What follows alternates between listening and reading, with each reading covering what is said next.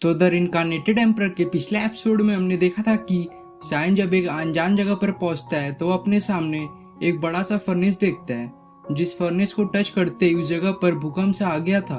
और अब आगे तो एपिसोड के स्टार्टिंग में हम उस फर्नेस से एक बहुत ही बड़ा सरपेंट को निकलता हुआ देखते हैं, जो निकलने के साथ ही साइन पर अटैक कर देता है। जिसे साइन ने देख लिया था तो वह तुरंत ही उसके अटैक को डॉज कर लेता है। पर वह सरपेंट यहीं पर नहीं रुकता और वह साइन पर दूसरी बार फिर से अटैक करने को बढ़ता है। लेकिन इस बार साइन उसके लिए पहले से ही तैयार था, जो एक बहुत ही पावरफुल पंच से उस बढ़ रहे सर्पेंट पर अटैक करता है। जिस अटैक के लगते ही सर्पेंट की बॉडी वहीं पर धूल बन के उड़ जाती है, जिससे अब साइन चैन की सांस लेता है कि उसने फाइनली उस सर्पेंट को मार ही दिया। पर तभी हम चैट को देखते हैं, जो अचानक से घुराने लगता है। जिसको ऐसा करता देख साइन को कुछ समझ नहीं आ रहा था कि आखिर यहाँ पर चैट को क्या हो गया। लेकिन तभी हम उस सरपेंट को वापस जिंदा होते हुए देखते हैं, जो सरपेंट अब पहले से काफी पावरफुल और बड़ा लग रहा था। तो सबसे पहले चैट अपने आइस एट्रीब्यूट का यूज कर उस सरपेंट पर अटैक करता है। जिस अटैक का उस सरपेंट पर कुछ खास असर नहीं होता, तो साइन फटाफट चैट को अपने व्हाइट पेंडेंट में वापस से बुला लेता है ताकि वह सेफ रह सके। जिसके बाद साइन खुद ही उस सरपेंट से फाइट करने लगता है।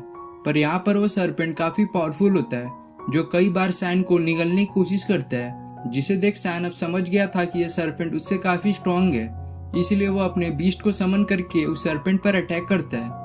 लेकिन वह सरपेंट उसके बीस्ट को पूरी तरह से जकड़ कर वहीं पे मारने लगता है। तो साइन अपने बीस्ट की इस हालत को देखकर उस सरपेंट पर कई सारे मिटियोर पंच टेक्निक का यूज कर अटैक करता है। जिस पंच के लगने के बावजूद भी उस सरपेंट पर उसका कुछ खास असर नहीं पड़ता। उल्टा अब सरपेंट की आंखें लाल हो जाती हैं, जिससे हमें पता चलता है कि इस सरपेंट पर आप जितना अटैक करेंगे उससे उस सरपेंट की पावर उतनी बढ़ती जाएगी। जो बात अब साइन को भी समझ में आ गई थी, तो वह वहां से निकलने की कोशिश करता है, पर वह सरपेंट उसके पीछे लग जाता है, जो लास्ट में कई सारे प्रयास करने के बाद लास्ट में साइन को निगल ही जाता है। जिसके बाद अब हम साइन को सरपेंट के पेट के अंदर देखते हैं, जो कि एक ओपन स्पेस होता है, जहाँ पर हम एक बड़े से एल्केमी फर्नेस को देखते हैं, जो बिल्कुल ही उस बाहर वाले वर्ल्ड के फर्नेस की तरह था। जहाँ पहुंचते ही साइन तुरंत ही अपने बॉडी को गोल्डन र्यून से कवर कर लेता है, ताकि वह कुछ देर यहाँ पर और भी सरवाइव कर सके।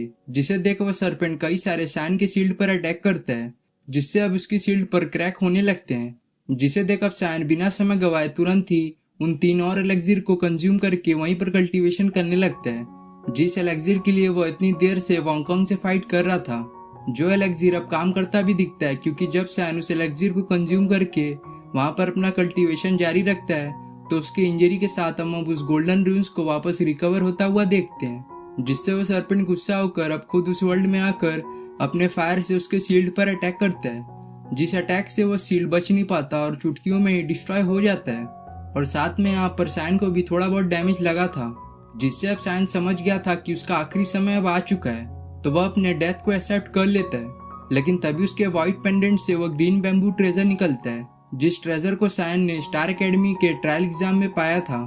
जो बाहर निकलने के साथ ही अपने पावर का यूज कर साइन को हील करने लगता है। जिसे देख साइन उसे बोलने लगता है कि तुम ये क्या कर रहे हो, अगर तुम यहाँ पर लगातार मुझे हील करते रहोगे तो इसमें तुम भी मारे जा सकते हो, क्योंकि इसमें तुम्हारी खुद की लाइफ एनर्जी यूज हो रही है। और यहाँ पर साइन उस ग्रीन बैम्बू को ऐसा इसलिए बोल रहा था क्योंकि इस ग्रीन बैम्बू ट्रेजर के पास अपना एक कॉन्शियस माइंड होता है, जिससे वह सोच और समझ सकता है। पर यहाँ पर वह उसकी बातों को ना सुनकर साइन को लगातार हील करता रहता है। जिस जल्दबाजी में जब वह सरपेंट साइन पर फिर से फायर से अटैक करने वाला था, तभी साइन वहां पर मौजूद उस फर्नेस को टच कर देता है, जो उसे इस वर्ल्ड में दिखा था। जिसके ऐसा करते हुए फर्नेस मानो एक्टिवेट सा हो जाता है, क्योंकि यहाँ पर जब साइन ने उस फर्नेस को टच किया था तब उसके हाथ पर उसी का ब्लड लगा हुआ था। जिसके टच करते ही उस फर्नेस ने साइन के हाथों पर प्रेजेंट सभी ब्लड को अपने अंदर एब्जॉर्ब कर लिया था, जिसके कारण अब उस फर्नेस से बहुत ही ज्यादा फायर निकलता है, जिससे वो सरपेंट बच नहीं पाता और इस आग से वो झुलस जाता है। जिसका फायदा उठाकर साइन उस सरपेंट पर कई सारे अटैक करता है, जिससे वह वापस रियल वर्ल्ड में आ जाता है। और यहाँ पर हमें पता चलता है कि सरपेंट काफी स्पेशल था, क्योंकि इसके अंदर एक फ्लेम मौजूद था, जिसका नाम यहाँ पर ग्लेज फ्लेम बताया गया है। जिस फ्लेम को पाकर साइन तुरंत ही उसे रिफाइन करने लगता है, जिस रिफाइनमेंट प्रोसेस में साइन को काफी तकलीफ होती है, पर लास्ट में वह किसी तरह से इस फ्लेम को अपने बॉडी के अंदर एब्जॉर्ब कर ही लेता है।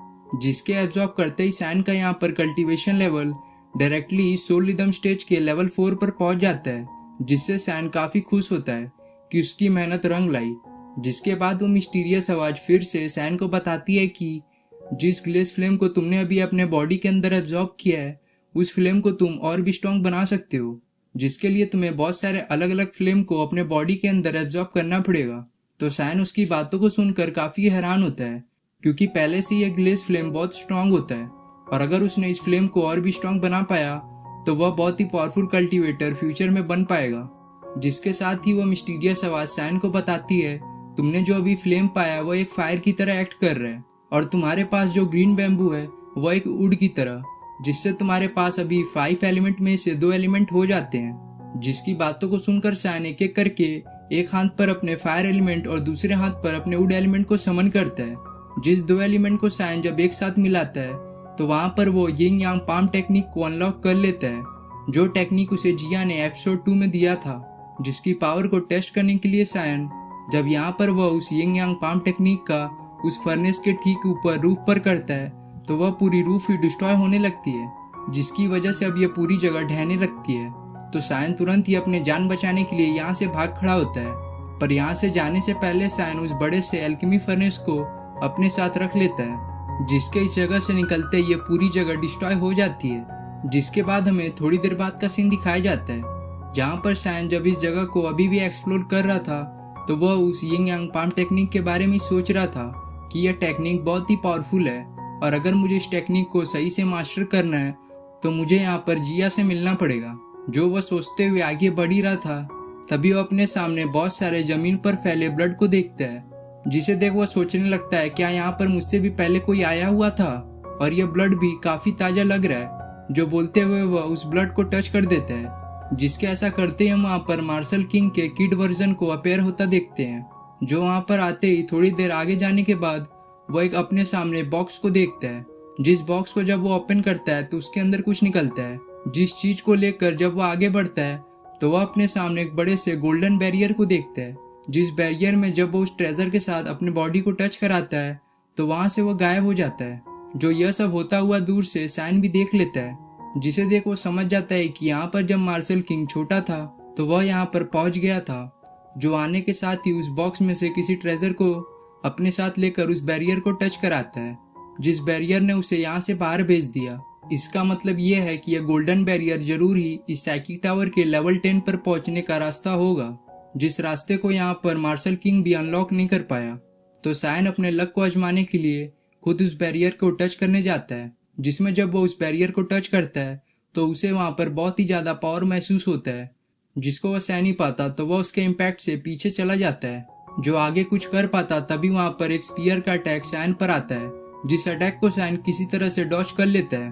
और ये अटैक किसी और ने नहीं बल्कि वोंग कॉन्ग ने किया था, जिसने अब यहाँ पर सैन को वापस से ढूंढ लिया था। जो उसे बोलने लगता है, बच्चे तुम मुझे वापस मिल गए। जिसके बोलती एपिसोड यहाँ पे खत्म हो जाता है।